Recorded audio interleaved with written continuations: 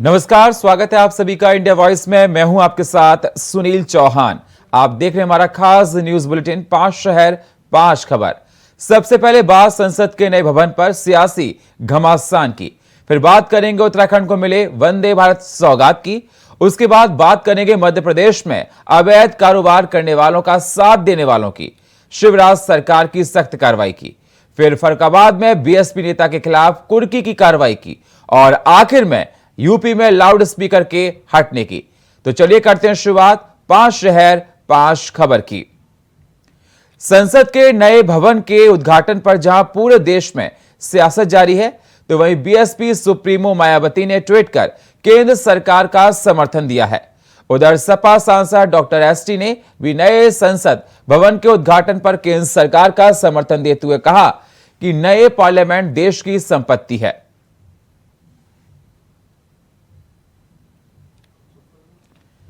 तो नए संसद भवन पर लगातार सियासत जारी है। मायावती ने ट्वीट करके नरेंद्र मोदी का समर्थन किया है। उन्होंने कहा कि उद्घाटन है वो पीएम को ही करना चाहिए और विपक्ष पर कटाक्ष किया और इस तरह से कयास लगाया जा रहा है कि मायावती कहीं ना कहीं पीएम के साथ दिखाई दे रही हैं और देखा जा रहा है कि लगभग 19 दल इसके विपक्ष में हैं। मायावती ने ट्वीट किया कि केंद्र पहले चाहे कांग्रेस पार्टी की सरकार रही हो या वर्तमान में,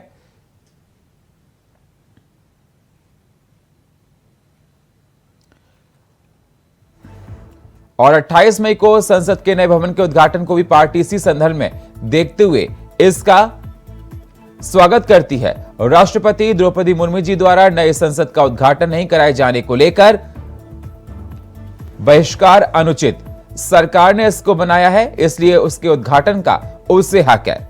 इसको आदिवासी महिला सम्मान से जोड़ना भी अनुचित है। ये उन्हें निर्विरोध न चुनकर उनके विरुद्ध उम्मीदवार खड़ा करते वक्त सोचना चाहिए था। देश को समर्पित होने वाले कार्यक्रम अर्थात नए संसद भवन के उद्घाटन को लेकर देखिए, जो नई पार्लियामेंट बनी है वो पार्लियामेंट एक देश की संपत्ति है। इसका देश पूरे देशवासियों की अमानत है। इसको राजनीतिकरण इसमें नहीं करना चाहिए। इसकी राजनीतिकरण का हम विरोध करते हैं। देश के राष्ट्रपति जो एक राजनीतिक पार्टी से नहीं जुड़े होते, उनको इसका उद्घाटन करना चाहिए था, न कि प्रधानमंत्री जी। प्रधानमंत्री जी उद्घाटन करके अपना पीठ थपथपाकर अपने पार्टी के लिए का दिखावा करके इसका राजनीतिकरण कर रहे हैं, जो देश की अपनी संपत्ति है। देश के लोगों के टैक्स से बना हुआ ये पार्लियामेंट हाउस है। हमें इस बात का विरोध। तो जिस प्रकार से देखा जा रहा है नए संसद भवन को लेकर सियासत जारी। 28 मई को पीएम नरेंद्र मोदी इसका उद्घाटन करेंगे और लगातार इस पर देखा जा रहा है कि विपक्ष तमाम तरह के सवाल खड़े कर रहा है। अभी मुद्दा संसद भवन पहुंच गया। इस खबर पर हमारे साथ न्यूज रूम से हमारे सहयोगी दिनकर हमारे साथ जुड़ चुके हैं। दिनकर, जिस प्रकार से देखा जाए मायावती ने ट्वीट करके पीएम मोदी का समर्थन किया है। उन्होंने कहा कि सरकार ने ही इसको बनाया है तो इसका उद्घाटन करने का उनको ही हक है। क्या कुछ अहम जानकारी और उनके ट्वीट को सियासी मायने में किस प्रकार से देखा जा रहा है? दिनकर। सुन, दर्शकों को बता दें कि नई संसद भवन का उद्घाटन 28 मई को होना है, लेकिन उससे पहले सियासत चरम पर है। जहां एक तरफ कई दल एकजुट होकर इसका विरोध कर रहे हैं, तो दूसरी तरफ अब एक साथ कई दल आने की भी फहरिस्त शुरू हो गई। आपको बता दें कि अब तक 21 दल अलग हैं इस उद्घाटन समारोह से, तो दूसरी तरफ 16 से 17 दल एक साथ आ गए हैं। आपको बता दें इसी कड़ी में मायावती और का नाम जुड़ गया है। मायावती ने हालांकि इसमें शामिल होने से सीधा इनकार कर दिया है। उन्होंने कहा कि वो उस दिन अपनी पार्टी के कार्यक्रम में बिजी रहेंगे, लेकिन उन्होंने यह कहा कि चाहे कांग्रेस हो या कोई और भी दल हो, हर दलों ने अपनी अपनी जगह पे अपनी प्रमुखता से काम निभाया है। और उन्होंने कहा कि जिस तरीके से नरेंद्र मोदी ने इसका नींव रखा था, उनको हक है कि वो इसको आगे इसका शिलान्यास करे, इसका उद्घाटन करे। वहीं आपको बता दें कि लगातार एक तरफ जहां विरोध की फहरिस्त में लिस्ट में ऐड होते जा रहे राजनीतिक दल, उसमें से आज आपको बता दें करीब 21 दल हो चुके हैं, जिनकी अगर संसद की हम अगर सीटों का आंकड़ा करें तो 146 सांसदों जो हैं वो इसके खिलाफ हैं और 465 जो हैं इसके समर्थन में है। सुनील।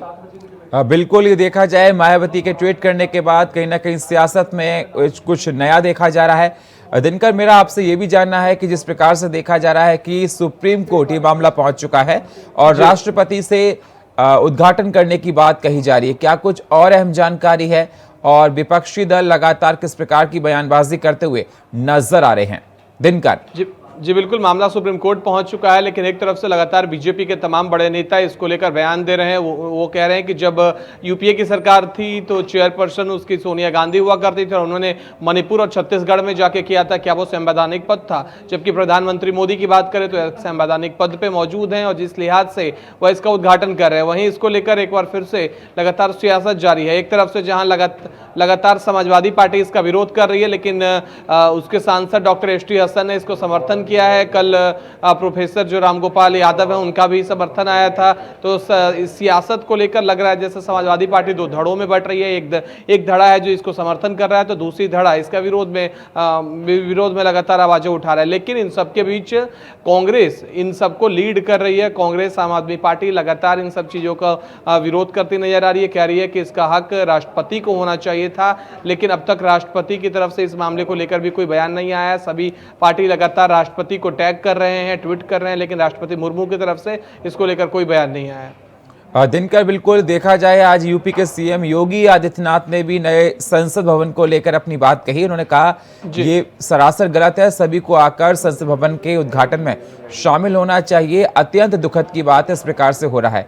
तो ये क्या माना जाए आने वाले चुनाव में, 2024 के लोकसभा चुनाव में ये मुद्दे विपक्ष भुनाएगा और क्या इससे बीजेपी को इलेक्शन में फायदा मिलेगा? जी बिल्कुल, जैसा सीएम योगी आदित्यनाथ ने कहा कि कांग्रेस में तमाम दल इस चीज को भी लेकर राजनीति कर रहे हैं, लेकिन इसको लेकर मल्लिकार्जुन खड़गे की बयान को अगर सुना जाए तो मल्लिकार्जुन खड़गे ने इसको एक अलग राजनीतिक एंगल देने की कोशिश की। दरअसल उन्होंने कहा कि यह सीधे सीधे राष्ट्रपति का अपमान है और इसके साथ ही दलितों का भी अपमान है। उन्होंने कहा कि रामनाथ कोविंद को जिस वक्त वह राष्ट्रपति हुआ करते थे उनको शिलान्यास के दिन भी नहीं बुलाया गया था, क्या उनको दलित होने की वजह से नहीं बुलाया गया? आज आदिवासी महिला जो राष्ट्रपति हैं उनको नहीं बुलाया जा रहा है, उनसे उद्घाटन नहीं करवाया जा रहा है। तो एक दलित और आदिवासी विरोधी छवि गढ़ने की कोशिश मल्लिकार्जुन खड़गे ने, जो कि कांग्रेस अध्यक्ष है, उन्होंने कोशिश की। बिल्कुल, शुक्रिया दिनकर हमारे साथ जुड़ने के लिए आपका। देहरादून से दिल्ली तक का सफर करने के लिए अब देहरादून से पहली electric train Vande Bharat express train का आज शुभारंभ हो गया है। प्रधानमंत्री नरेंद्र मोदी ने वर्चुअली वंदे भारत एक्सप्रेस का फ्लैग ऑफ किया, तो वहीं सूबे के मुख्यमंत्री पुष्कर सिंह धामी और केंद्रीय रेल मंत्री अश्विनी वैष्णव देहरादून स्थित रेलवे स्टेशन से हरी झंडी दिखाकर ट्रेन को रवाना किया। आपको बता दें, वंदे भारत एक्सप्रेस दिल्ली और देहरादून के बीच में चलेगी और संचालित की जाएगी। वहीं 110 किलोमीटर की रफ्तार से मात्र 4.5 घंटे में ट्रेन दिल्ली से देहरादून के बीच का सफर तय करेगी, जिससे यात्री अपने गंतव्य स्थान तक किसी और रेल के मुकाबले ज्यादा जल्दी और बेहतर सेवाओं के साथ सहूलियत से पहुंच सकेंगे। ये दिल्ली के आनंद विहार रेलवे स्टेशन पर रुकेगी।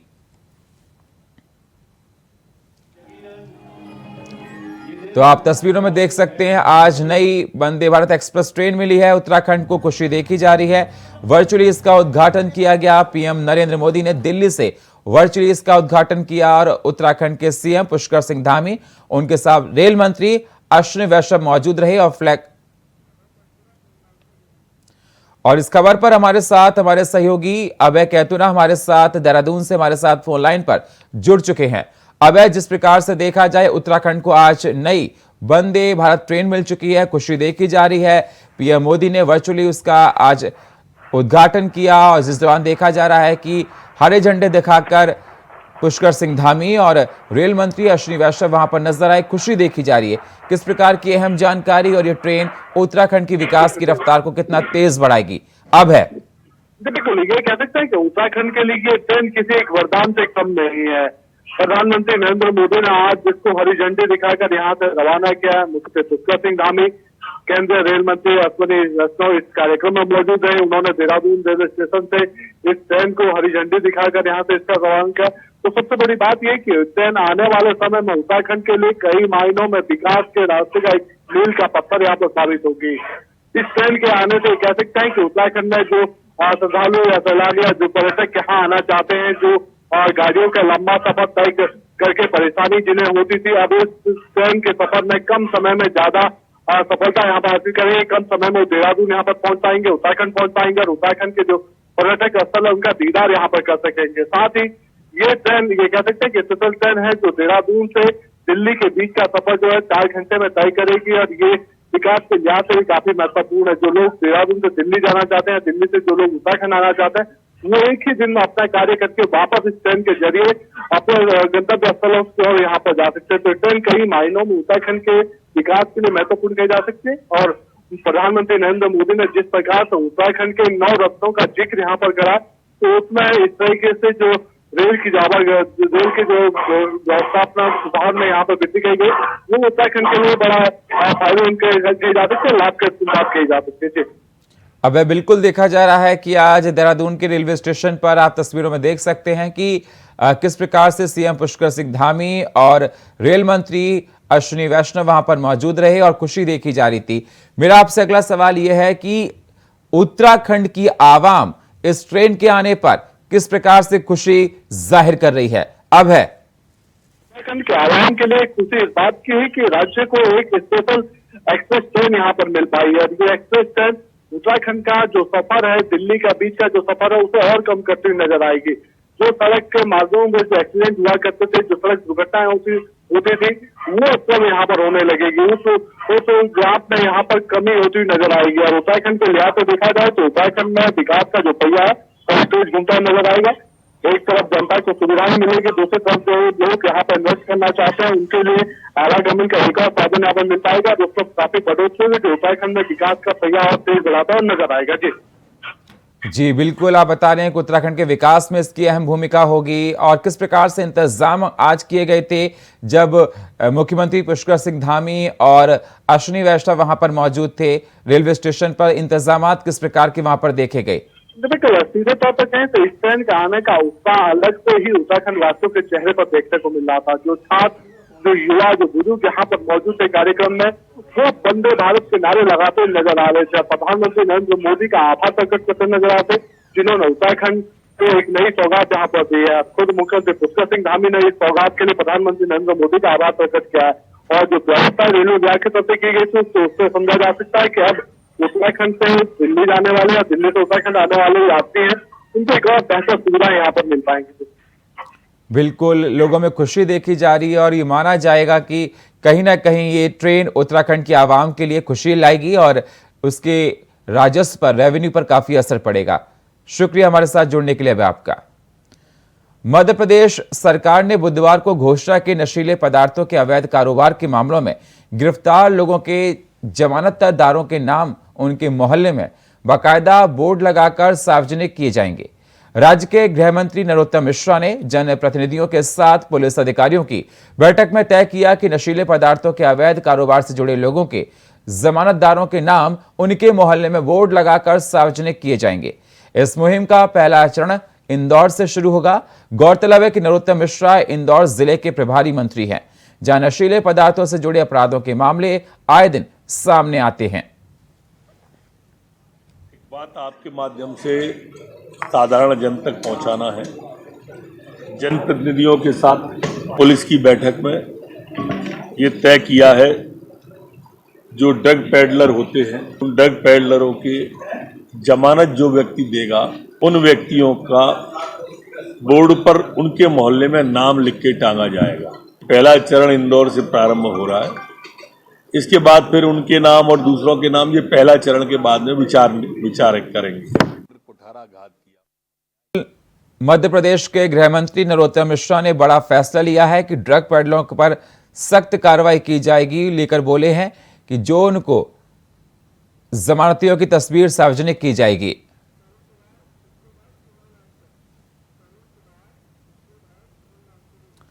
और इस खबर पर हमारे साथ फोन लाइन पर तरुण कुमार, स्टेट हेड मध्य प्रदेश के, हमारे साथ फोन लाइन पर जुड़ चुके हैं। तरुण, जिस प्रकार से देखा जाए, नरोत्तम मिश्रा ने कहा कि अब ड्रग पेडलरों को लेकर काफी सख्त निर्देश दिए हैं। उन्होंने कहा कि इंदौर में जन सेवा अभियान के तहत बैठक में कि उनके नाम को सार्वजनिक किया जाएगा और उनकी तस्वीर को लगाया जाएगा। जमानतियों की तस्वीर को होगा सार्वजनिक क्या कुछ अहम जानकारी और इस प्रकार के बयान जो नरोत्तम मिश्रा ने दिए हैं उस पर किस प्रकार से प्रतिक्रियाएं निकलकर और पार्टियों की आ रही हैं? जी बिल्कुल, मैं आपको बताना चाहूंगा, मध्य प्रदेश में और लगभग सभी जगह पर ड्रग पेडलर जो है उनकी संख्या काफी तेजी से बढ़ रही है। साथ ही साथ जो है ड्रग का सेवन भी जो है कम उम्र के जो बच्चे हैं, कम उम्र के जो लोग हैं और बाकी सभी लोग ड्रग के सेवन जो है काफी ज्यादा तरह से बढ़ रहा है। और इसी वजह से मुख्यमंत्री और गृह मंत्री नरोत्तम मिश्रा ने यह आदेश देते हुए कहा है कि ड्रग पेडलर के ऊपर बड़ी कार्रवाई की जाएगी और इनके जो फोटो है सार्वजनिक रूप से दिखाई जाएगी। शुक्रिया हमारे साथ जुड़ने के लिए आपका, तरुण।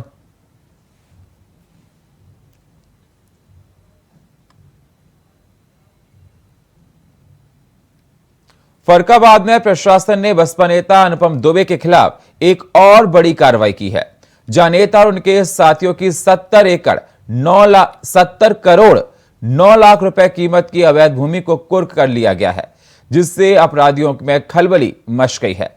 आपको बता दें, जिलाधिकारी संजय कुमार सिंह ने गैंगस्टर एक्ट के तहत शहर में दर्ज मुकदमों पर कार्रवाई के आदेश दिए हैं।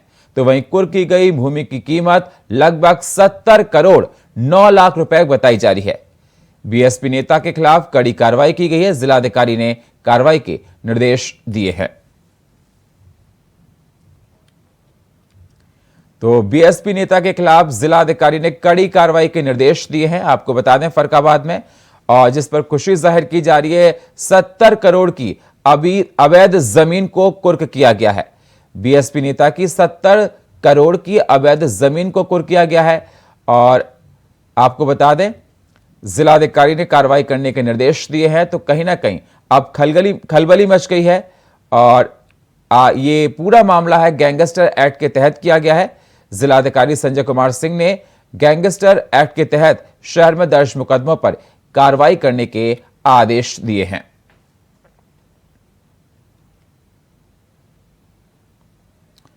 तो लगातार प्रशासन सख्त नजर आ रहा है। आपको बता दें, फर्रुखाबाद में प्रशासन ने बसपा नेता अनुपम दुबे के खिलाफ एक और बड़ी कार्रवाई की और उनके साथियों की 70 करोड़ 9 लाख रुपए की कीमत की अवैध भूमि को कुर्क कर दिया है, जिससे अपराधियों में खलबली मच गई है। संपत्ति कुर्क होने के बाद जिसकी कीमत 70 करोड़ बताई जा रही है। जिलाधिकारी संजय सिंह ने गैंगस्टर एक्ट के तहत ये पूरा मामला दर्ज किया था और कार्रवाई के आदेश दिए हैं। और कुर्क की गई भूमि की कीमत 70 करोड़ 9 लाख रुपए बताई जा रही है और खलबली गैंगस्टर एक्ट के बाद काम करने के बाद देखी जा रही है।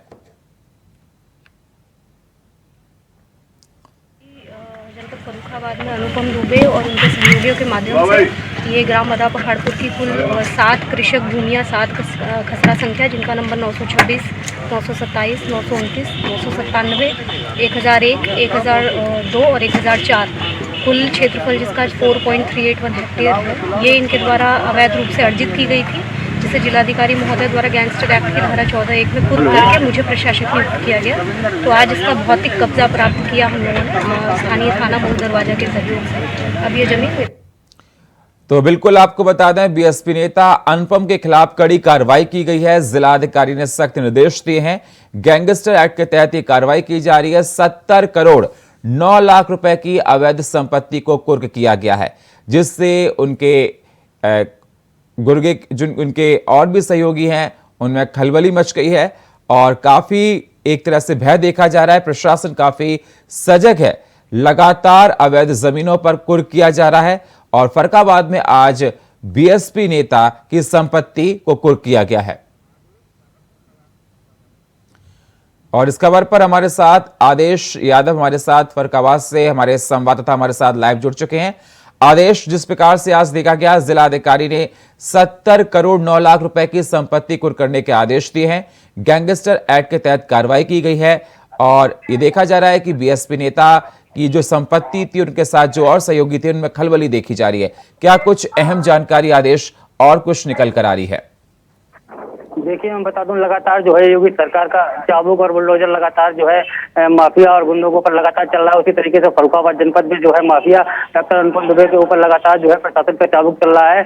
और अभी जो योगी सरकार ने एक सूची जारी की है गुंडों और माफियाओं की, उसमें जो है कानपुर मंडल में एक टॉप 10 अपराधी जो है गुंडा माफिया घोषित किया गया है इसको। और इसके ऊपर लगातार जो है अरबों की संपत्ति जो इसमें हत्याएं थी लोगों की, गरीब लोगों की निवाला छीनकर अपने कब्जे में कर ली थी गुंडई के बल पर, वो सब प्रशासन ने जब्त कर ली है। उसी तरीके से फर्रुखाबाद में लगातार जो है प्रशासन के ऊपर कार्रवाई कर रहा है। इसी क्रम में आज फर्रुखाबाद के जो है कुछ दिन पहले लोगों ने शिकायत की थी। शिकायत करने के बाद जो हनुमान ट्रस्ट की जमीन लगभग काफी कीमती जो इसने जो है अपने सहयोगी के साथ पुरुषित तरीके से अपने हत्याई थी और अपने अंडर में की थी। उन अधिकारियों के सहयोग से अपने लोगों के नाम कराकर आपने हत्याया था। उसके बाद जो है प्रशासन ने इनके ऊपर शिकायत करने के बाद डीएम के आदेश पर डीएम ने जो है आदेश दिए थे। उसके बाद जो है इनके ऊपर तहसीलदार श्रद्धा पांडे ने और भारी फौज के साथ पहुंचकर ढोल लंगाड़ों के साथ इस संपत्ति को खोद कर लिया, जो 70 करोड़ 9 लाख रुपए की संपत्ति बताई जा रही है। जी बिल्कुल आदेश, ये बताया जा रहा है कि पूरा पुलिस महकमा काफी सजग दिखाई दे रहा है। डीएम के साथ ये भारी तादाद में लोग भी साथ में थे। मैं आपसे ये भी जानना चाहता हूं कि उनकी फर्रुखाबाद में कहां ये संपत्ति थी। और बीएसपी नेता आप बता रहे हैं, लगातार देखा जा रहा है कि यूपी सरकार गुंडा माफियाओं पर अपना नकेल कसती जारी है। इसके बाद क्या कुछ प्रतिक्रिया निकल कर आई बीएसपी की इसकी तरफ से? देखिए मैं बता दूं, अभी बीएसपी के किसी भी तरीके से कोई भी प्रतिक्रिया बीएसपी के किसी भी नेता ने नहीं दी है। जिस तरीके से जो है ये माफिया जो है मैनपुरी की जेल में शिफ्ट था, उसको किसी दूसरी जेल में शिफ्ट करने की तैयारी में प्रशासन लगा हुआ है। और जो है लगातार जो है इस माफिया की अरबों रुपए की करोड़ों की संपत्ति इसमें जो फर्रुखाबाद से जनपद से लेकर गैर जनपदों में बनाई थी, इसका गैर जनपदों में भी शुक्रिया आदेश हमारे साथ जुड़ने के लिए आपका और ताजा अपडेट देने के लिए आपका। फर्रुखाबाद में मुख्यमंत्री के लाउड स्पीकर पर आदेश के बाद एक बार फिर जिला प्रशासन और पुलिस प्रशासन सक्रिय हो गया है। आपको बता दें, मंदिर और मस्जिदों पर लगे लाउड स्पीकर आज सुबह से ही पुलिस प्रशासन ने उतरवाना शुरू कर दिए हैं। तो सीएम के आदेश के बाद प्रशासन काफी सजग दिखाई दे रहा है। फर्रुखाबाद में मंदिर और मस्जिदों के बाहर लगे लाउड स्पीकर को प्रशासन ने हटाना शुरू कर दिया है। सीएम योगी के आदेश के बाद प्रशासन काफी सजग दिखाई दे रहा है। अवैध लाउड स्पीकर हटाने का अभियान शुरू हो गया है।